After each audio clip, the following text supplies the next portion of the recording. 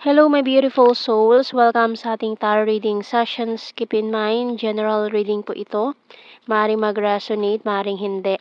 Kunin nyo na lang po kung para sa inyo and leave the rest. Maaaring mag-shift the energies or magkabaliktad ang sitwasyon. Kaya kayo na pong bahala kung saan kayo nakalugar sa reading natin. So, let's see. Oh, unang card pa lang, bonfire. And the perfume. Shoes. Shovel. Healing crystals, and the pencil card. Okay, bottom card natin is the closed book. So, itong taong ito, kinalimutan mo na, sinarado mo na yung kabanata ninyo. Pero, this person is missing you. Ayan, so hinuhukay niya yung mga nangyari noon, ano ba nangyari, bakit ganun, and itong bonfire energy natin dito na nagkaroon siya ng third party or parang fling lang yun hindi naman siya seryosohan or naglaro lang siya ng apoy. Pero sinekreto niya lang ito, pero merong nagsabi sa'yo or maaaring may naglaglag sa kanya, sinabi niya sa'yo lahat. And itong tanto naman is todo paliwanag sa'yo. So, gusto mo na tong kalimutan.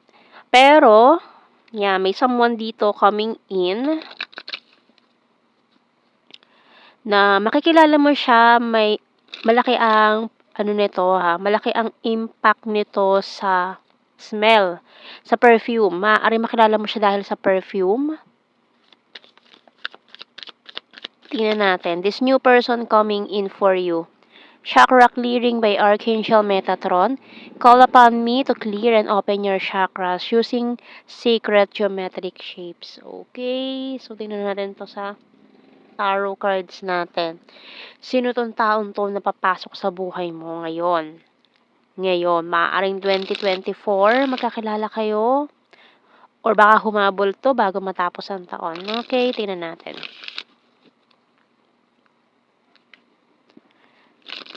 So, mamimit mo siya parang ganun, through your senses. Your smell or pang-amoy para ma-attract ka kagad sa kanya kasi grabe yung perfume na gamit niya parang nakakaakit, nakaka-addict, yung gano'n, yung smell. Ayan, so tingnan natin to. Sino to? May pagka-long distance situation. Maaaring nanggaling pa siya ng ibang lugar or bumisita somewhere or nagkakilala kayo sa travel or may binisita kang lugar and doon mo siya nakita, ganyan, or makikita. So, tingnan natin.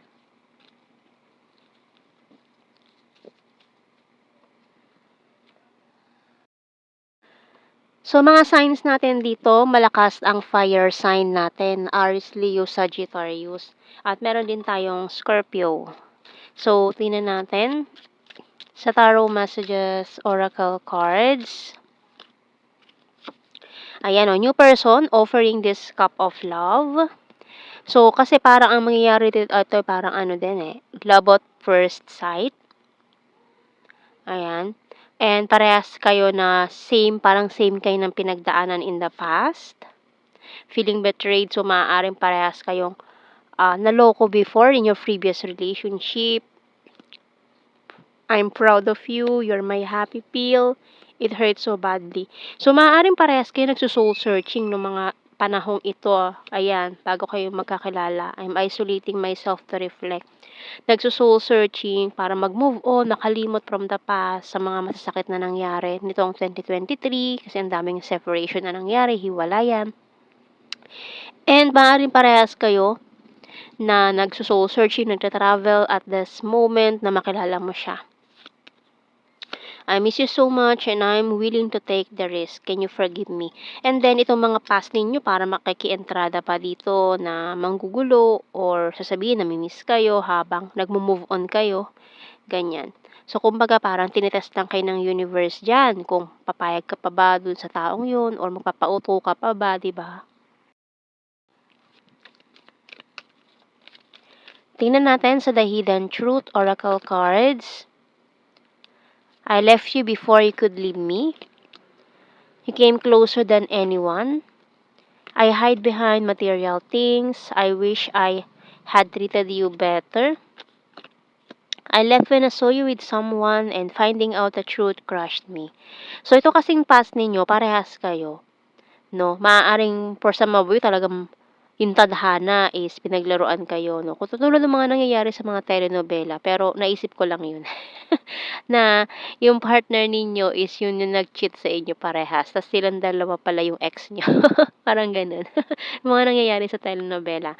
Pero, ayan, kidding aside, kasi ang lakas ng energy na parehas kayo ng pinagdaanan, parehas kayo nagmo-move on from the past, and magkakakilala kayo dahil sa ganun. And after nun, after nyo magkakilala, hindi nyo na makakalimutan ng isa't isa. For some of you, parang hindi nyo pa nakuha yung contact number bago kayo maghiwalay, and then maghahanapan pa kayo online, social media, ganyan. And yung bottom card, I know I messed up everything.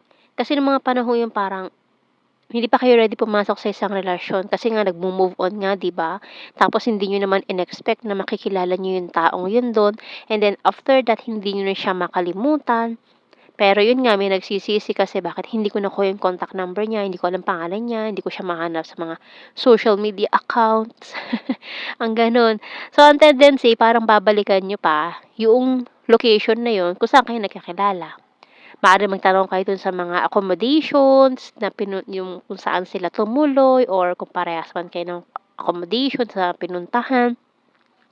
Tatanong niyo kung sino yun, pangalan niya, and mga contact informations. So, basta may gagawa ng paraan para makahanap ng way of communication. Ayan. Tingnan natin. Initials.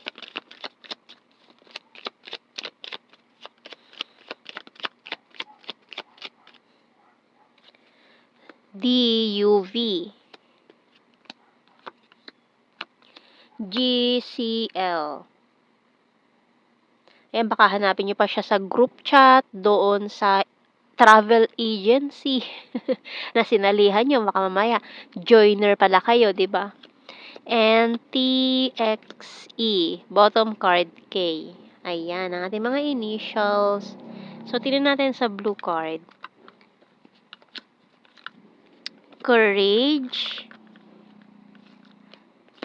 past life lover, and union of hearts. Pero makikita ulit kayo ng taong yun after nun. Kasi nga parang, ayun na nga may mga nanghinayang sa inyo dyan na bakit hindi ko nakuha yung contact information niya. Ganun, no, diba? Pero don't you worry, makikita ulit kayo. Ayun. So, napaka-exciting naman nito. Ayan na nga, tingnan natin general signs and messages tayo. We have here flower farm. Uy, maaari nagpunta kayo sa isa sa mga pinuntahan ninyo. Sa inyong travel destination is isang flower farm. May ma-picture-picture kayo doon. I-post mo sa social media kung may picture kayo together. Looking for this person. Ganun rin. Di ba? So, we have here November, February, 9, food lover, air sign, Gemini, Libra, Aquarius. Ayan, no? Travel, oh. Linaw, travel. Mari makilala mo siya sa travel, Luzon, animal lover, overthinker, popular, Leo sign, number 2, runner card, January, very lucky. Number 3, wands, fire sign, Aries, Leo, Sagittarius, and Virgo. Mountain, maaaring nag-mountain din kayo. Ayan.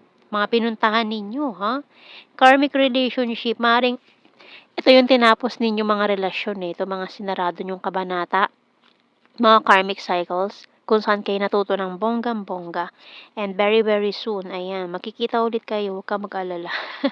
Private person, long distance nga ito. Hilarious, and last card natin, Libra. Okay, nasa ilalim natin, July.